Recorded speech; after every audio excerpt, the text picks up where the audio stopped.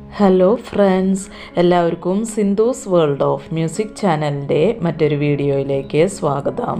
ഇന്ന് നമ്മൾ റെസ്റ്റോറൻറ്റിൽ നിന്നൊക്കെ കിട്ടുന്ന തരത്തിലുള്ള ഒരു പെർഫെക്റ്റ് ആയിട്ടുള്ള മന്തിയുടെ റെസിപ്പി ആയിട്ടാണ് വന്നിട്ടുള്ളത്. വളരെ ടേസ്റ്റി ആയിട്ടുള്ള ഈ ചിക്കൻ മന്തി എങ്ങനെയാണ് ഉണ്ടാക്കുക എന്ന് നോക്കിയാലോ. അതിനായിട്ട് ഞാനിവിടെ 1 കിലോ ചിക്കനാണ് എടുത്തിട്ടുള്ളത്. അത് ഇതേപോലെ വലിയ പീസസ് ആക്കി കട്ട് ചെയ്ത് എടുത്തിട്ടുണ്ട്. ഇനി നമ്മൾ ഏത് പാത്രത്തിലാണോ മന്തി ഉണ്ടാക്കാനായിട്ട് പോണത് ആ പാത്രം എടുത്തിട്ടുണ്ട്. അതിലേക്ക് ഞാനിവിടെ ഒരു നോൺ സ്റ്റിക്കിൻ്റെ പാത്രമാണ് എടുത്തിട്ടുള്ളത്. അതിലേക്ക് നമുക്ക് ഈ ചിക്കൻ പീസസ് ഓരോ ചിക്കനുമേയും ഫോർക്ക് വെച്ചിട്ട് ഇതേപോലെ ഒന്ന് കുത്തി കൊടുക്കുക. അപ്പോൾ നമുക്ക് ആ മസാലയൊക്കെ അതിൽ നന്നായിട്ട് പിടിക്കാൻ, ചിക്കനിൽ നന്നായി പിടിക്കാൻ വേണ്ടിയിട്ടാണ് ഫോർക്ക് വെച്ചിട്ട് ഇതേപോലെ കുത്തി കൊടുക്കുന്നത്. അങ്ങനെ കുത്തി കൊടുത്തിട്ട് നമുക്ക് ഈ പാത്രത്തിലേക്ക് ഒന്ന് നിരത്തി വെക്കാം. അപ്പോൾ ചിക്കൻ ഒന്നിൻ്റെ മീതെ ഒന്നായിട്ട് വെക്കാണ്ട് നിരത്തി വെക്കണം. അതുപോലത്തെ പാത്രം വേണം നമ്മൾ മന്തി ഉണ്ടാക്കാനായിട്ട് എടുക്കാനായിട്ട്. അപ്പം ഞാൻ ചിക്കൻ പീസസൊക്കെ ഇതേപോലെ നിരത്തി വെച്ച് കൊടുത്തിട്ടുണ്ട്. ഇനി ഞാനിതിലേക്ക് ഒരു വലിയ ക്യാപ്സിക്കം പൊടിയായിട്ട് കട്ട് ചെയ്തത് ഇട്ട് കൊടുക്കുന്നുണ്ട്. അപ്പോൾ ക്യാപ്സിക്കം ചേർക്കുമ്പോൾ നമ്മുടെ മന്തിക്ക് നല്ലൊരു ടേസ്റ്റാണ് കിട്ടുക. അപ്പം ഞാൻ ക്യാപ്സിക്കം ചേർത്ത് കൊടുത്തിട്ടുണ്ട്. ഇനി ഇതിലേക്ക് 1 ടീസ്പൂൺ മല്ലിയില പൊടിയായി അരിഞ്ഞത് ഇട്ട് കൊടുക്കുന്നുണ്ട്. അതുപോലെ തന്നെ 1 ടീസ്പൂൺ പുതിനയുടെ ഇല പൊടിയായിട്ട് അരിഞ്ഞത് ഇട്ട് കൊടുക്കുന്നുണ്ട്. അപ്പോൾ ഇതൊക്കെ കുറേശ്ശെ ഇട്ട് കൊടുത്താൽ മതി. പിന്നെ ഇതിലേക്ക് 1 ടേബിൾ സ്പൂൺ മുഴുവൻ മല്ലി ഇട്ട് കൊടുക്കുന്നുണ്ട്. അതുപോലെ തന്നെ 1 ടേബിൾ സ്പൂൺ മുഴുവൻ കുരുമുളക് ഇട്ട് കൊടുക്കുന്നുണ്ട്. പിന്നെ ഞാനിവിടെ 1 ടീസ്പൂൺ അറബിക് മസാലയാണ് ഇട്ട് കൊടുക്കുന്നത്. അപ്പം ഈ അറബിക് മസാലയുടെ വീഡിയോ ഞാൻ മുമ്പ് ഇട്ടിട്ടുണ്ട്. കാണാത്തവർക്ക് ഞാൻ ലിങ്ക് ഡിസ്ക്രിപ്ഷൻ ബോക്സിൽ വെക്കാം. ഈ അറബിക് മസാല നിങ്ങളുടെ കയ്യിലില്ലെങ്കിൽ അതിന് പകരം 1 ടീസ്പൂൺ ഗരം മസാല പൗഡർ ചേർത്ത് കൊടുത്താൽ മതി. പക്ഷേ അറബിക് മസാല ചേർക്കുമ്പോൾ അതിനൊരു നല്ല പ്രത്യേക ടേസ്റ്റാണ് ഉണ്ടാവുക. ഇനി ഇതിലേക്ക് ഞാനിവിടെ മാഗി ക്യൂബ്, അതായത് ചിക്കൻ സ്റ്റോക്കാണ് എടുത്തിട്ടുള്ളത്. അതൊരു 3 ക്യൂബാണ് ഇട്ട് കൊടുക്കുന്നത്.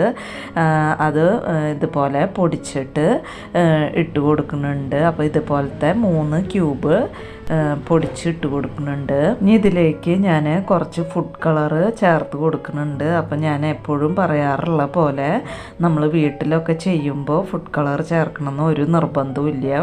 ജസ്റ്റ് ഒരു കളറിന് വേണ്ടിയിട്ടാണ്. ടേസ്റ്റിന് ഒരു കുറവും ഉണ്ടാവില്ല ഈ ഫുഡ് കളർ ചേർത്തില്ല എന്ന് വെച്ചിട്ട്.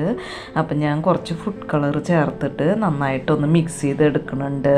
അപ്പോൾ ഇതിലേക്ക് നമ്മൾ ഉപ്പൊന്നും ചേർത്ത് കൊടുത്തിട്ടില്ല. അപ്പം നമ്മളിത് മിക്സ് ചെയ്തെടുത്തിട്ട് ഇതിൻ്റെ ടേസ്റ്റ് നോക്കിയിട്ട്, അതായത് ചിക്കൻ സ്റ്റോക്കിലൊക്കെ ഉപ്പുണ്ടായിരിക്കും. അപ്പോൾ അതിൻ്റെ ടേസ്റ്റ് നോക്കിയിട്ട് വേണം നമ്മൾ ഉപ്പ് ചേർത്ത് കൊടുക്കാനായിട്ട്. ഞാൻ ചിക്കൻ ഒന്ന് മിക്സ് ചെയ്ത് കൊടുത്തിട്ടുണ്ട്. ഇനി ഞാനിവിടെ ഒരു 1/4 കപ്പ് ഓയിൽ എടുത്തിട്ടുണ്ട്. അത് ഇതിലേക്ക് ഒഴിച്ചു കൊടുക്കുന്നുണ്ട്. അപ്പോൾ 1 കിലോ ചിക്കനിലേക്ക് 1/4 കപ്പ് ഓയിലെങ്കിലും നമ്മൾ ഒഴിച്ചു കൊടുക്കണം. അപ്പോൾ മന്തി ഉണ്ടാക്കുമ്പോൾ കുറച്ച് ഓയിലെങ്കിലും വേണം, എന്നാലാണ് നന്നായിട്ട് ഉണ്ടാവുക. അപ്പോൾ 1/4 കപ്പ് 1 കിലോ ചിക്കനിലേക്ക് ഓയിൽ എടുക്കേണ്ടതാണ്. ഇപ്പോൾ ഇതിലേക്ക് ഞാൻ കുറച്ച് ഉപ്പും കൂടി ചേർത്ത് കൊടുക്കുന്നുണ്ട്. അപ്പം ഞാൻ നേരത്തെ പറഞ്ഞ പോലെ മിക്സ് ചെയ്ത് കൊടുത്ത് അതിൻ്റെ ടേസ്റ്റ് നോക്കിയിട്ട് വേണം നമ്മൾ ഉപ്പ് ചേർത്ത് കൊടുക്കാൻ.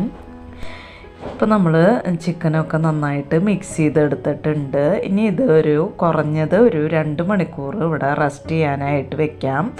അപ്പോൾ കുറഞ്ഞത് 2 മണിക്കൂർ വെക്കണം. അപ്പോഴാണ് ചിക്കനിൽ ഇതൊക്കെ പിടിച്ച്, മസാലയൊക്കെ പിടിച്ച് നല്ല ടേസ്റ്റ് ഉണ്ടാവുക.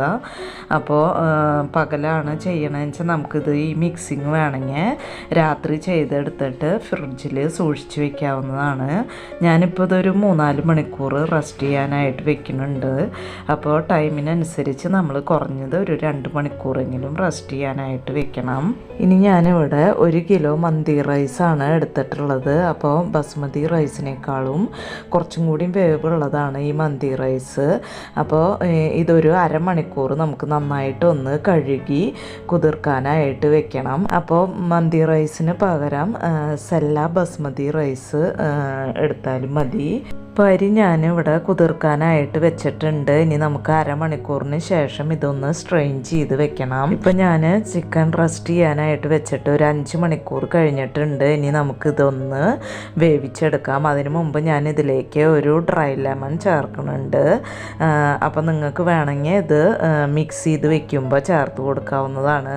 ഇപ്പം ഞാൻ തീ ഹൈ ഫ്ലെയിമിലാണ് വെച്ചിട്ടുള്ളത്. ഇത് നമുക്ക് 3 മിനിറ്റ് ഹൈ ഫ്ലെയിമിൽ വെച്ച് ചിക്കൻ ഒന്ന് മൂടി വെച്ച് ഒന്ന് കുക്ക് ചെയ്തെടുക്കാം. ഇപ്പോൾ ഒരു ഹൈ ഫ്ലെയിമിൽ 3 മിനിറ്റ് കഴിഞ്ഞിട്ടുണ്ട്. ഇനി നമുക്ക് ഈ ചിക്കൻ ഒന്ന് മറിച്ചിട്ട് കൊടുക്കാം. അതിന് ശേഷം 3 മിനിറ്റും കൂടി നമുക്ക് മൂടി വെച്ചൊന്ന് ഹൈ ഫ്ലെയിമിൽ വേവിച്ചെടുക്കാം. ഇപ്പോൾ ഒരു 3 മിനിറ്റ് കഴിഞ്ഞിട്ടുണ്ട്. ഇനി നമുക്ക് തീ മീഡിയം ഫ്ലെയിമിലാക്കിയിട്ട് ചിക്കൻ ഒന്ന് ഫ്രൈ ചെയ്തെടുക്കണം.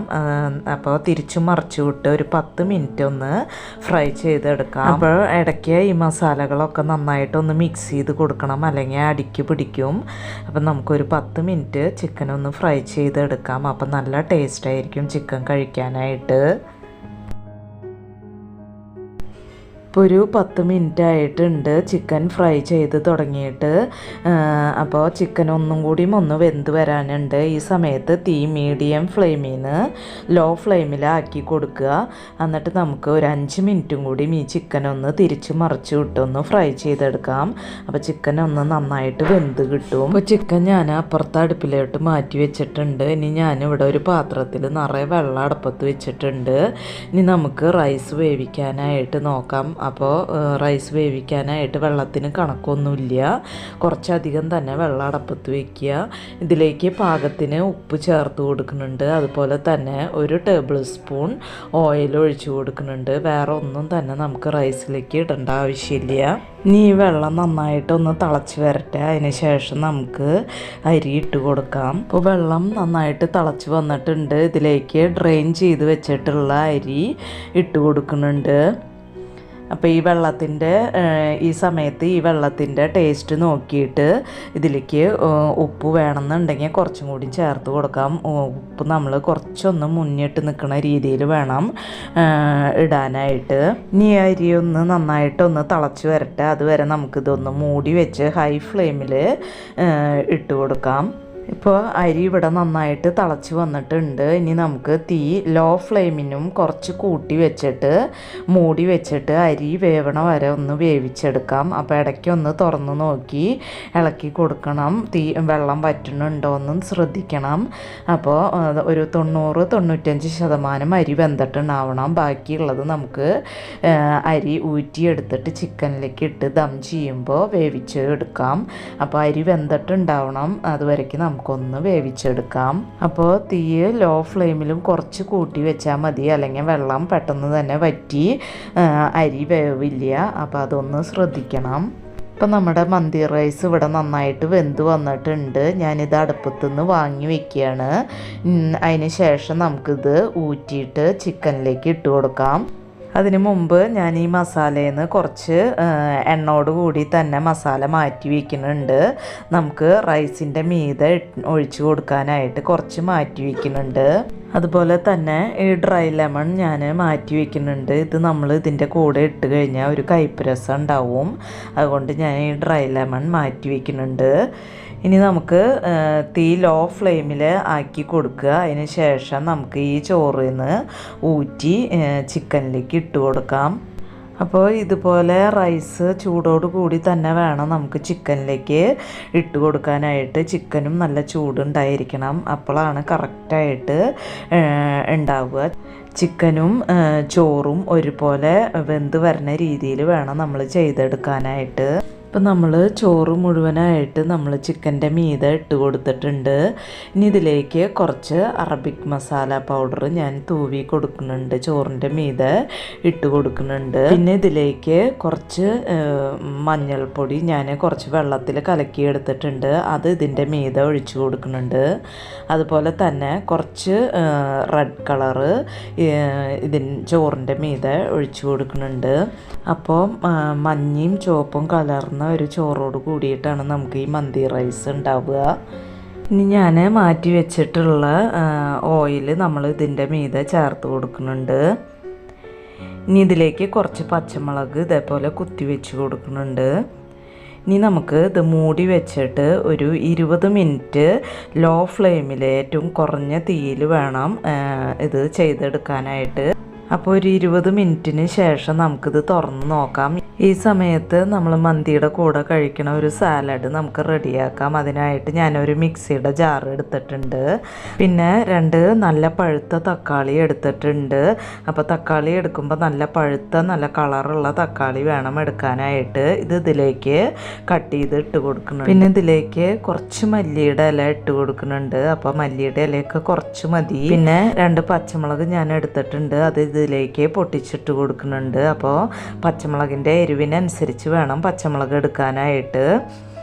പിന്നെ ഇതിലേക്ക് ഒരു പകുതി സവാള എടുത്തിട്ടുണ്ട്. അത് ഇതിലേക്ക് കട്ട് ചെയ്തിട്ട് കൊടുക്കുന്നുണ്ട്.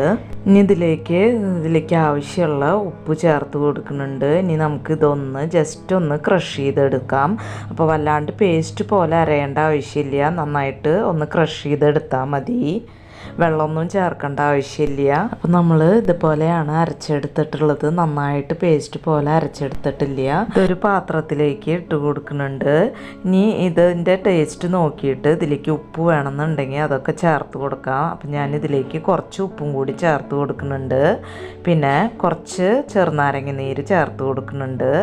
അപ്പോൾ ചെറുനാരങ്ങ നീര് ഇനി വേണമെന്നുണ്ടെങ്കിൽ ടേസ്റ്റിനനുസരിച്ച് ചേർത്ത് കൊടുക്കാം. ചെറുനാരങ്ങ നീരിന് പകരം വിനീഗർ വേണമെന്നുണ്ടെങ്കിൽ ചേർത്ത് കൊടുക്കാം.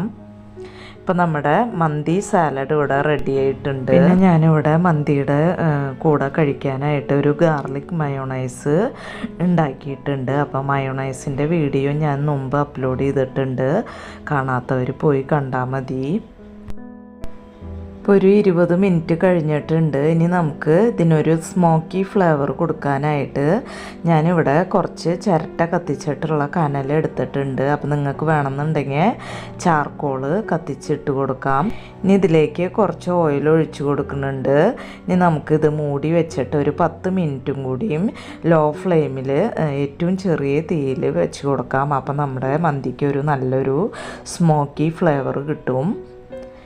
അപ്പോൾ ഒരു 10 മിനിറ്റും കൂടിയും ഇതുപോലെ ഇരിക്കട്ടെ. ഇപ്പോൾ 10 മിനിറ്റൊക്കെ കഴിഞ്ഞിട്ടുണ്ട്. നമ്മുടെ ചിക്കൻ മന്തി ഇവിടെ റെഡി ആയിട്ടുണ്ട്. നല്ല അടിപൊളിയായി വന്നിട്ടുണ്ട്. അപ്പോൾ ആദ്യം തന്നെ നമുക്ക് ഈ റൈസ് ഒന്ന് ജസ്റ്റ് ഒന്ന് മിക്സ് ചെയ്ത് കൊടുക്കാം. ഇനി നമുക്ക് ചിക്കനൊക്കെ പതുക്കെ എടുത്ത് മാറ്റിയിട്ട് നമുക്ക് ഈ റൈസ് നന്നായിട്ട് ഒന്ന് മിക്സ് ചെയ്ത് കൊടുക്കാം. അപ്പോൾ വളരെ ടേസ്റ്റി ആയിട്ടുള്ള ചിക്കൻ മന്തി ഇവിടെ റെഡി ആയിട്ടുണ്ട്. നിങ്ങൾക്ക് ഈ വീഡിയോ ഇഷ്ടമാവുകയാണെങ്കിൽ ലൈക്ക് ചെയ്യാനും മറ്റുള്ളവർക്ക് ഷെയർ ചെയ്ത് കൊടുക്കാനും മറക്കരുത്. അതുപോലെ തന്നെ എൻ്റെ ചാനൽ ഇതുവരെയായിട്ടും സബ്സ്ക്രൈബ് ചെയ്യാതെ കാണുന്ന കൂട്ടുകാർ ആരെങ്കിലും ഉണ്ടെങ്കിൽ ഒന്ന് സബ്സ്ക്രൈബ് ചെയ്ത് സപ്പോർട്ട് ചെയ്യണം കേട്ടോ. ഇനി നമുക്ക് മറ്റൊരു വീഡിയോയുമായി കാണാം. അതുവരേക്കും താങ്ക് യു.